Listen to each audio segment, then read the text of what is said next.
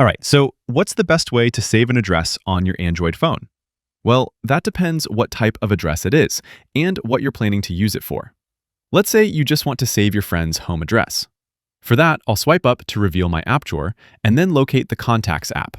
By the way, I'm on a Samsung Galaxy phone here, and your app might look slightly different depending on what type of Android phone you're using. In the Contacts app, I can locate an existing contact or use the plus icon to create a new contact. Either way works. I'll pick John from my list. Maybe John just moved to a new address or something, and will want to have that address saved on the phone.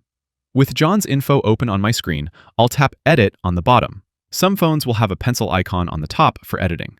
Then we'll scroll down until we find the address section, and you can just type in the address here. Saving a physical address inside a contact card makes it actionable across the whole phone. So if you're about to drive, for example, you don't need to open Maps and type out the address.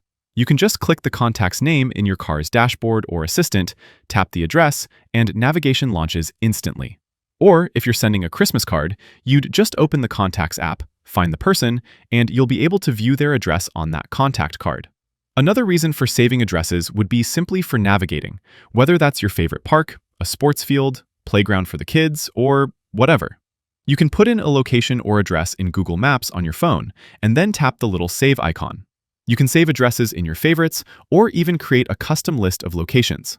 I used to have a separate list for all my go-to sports fields, and a place like this could just go on a custom list of fun places to visit.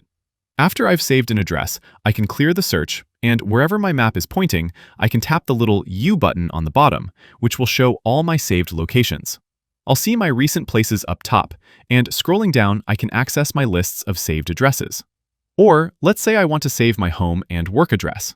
In Google Maps, I'll start by tapping my profile in the top right corner, and then go down to Settings. Once I'm in Settings, I'm going to tap Location and Privacy, and from the long list of options, we'll scroll down to Home and Work addresses. Then just type in the address for your workplace or home. The nice thing about this is that you'll never have to actually type in the actual address. You can just open up Google Maps and type Work or Home, and it'll automatically route you to your home address. Or even better, use the digital assistant and just talk to your phone and say, "Take me home," and it'll load up directions to your home. And that's how you save addresses on your Android phone. Click that like button if this helped, subscribe for more, and I'll see you in the next one. Thanks all.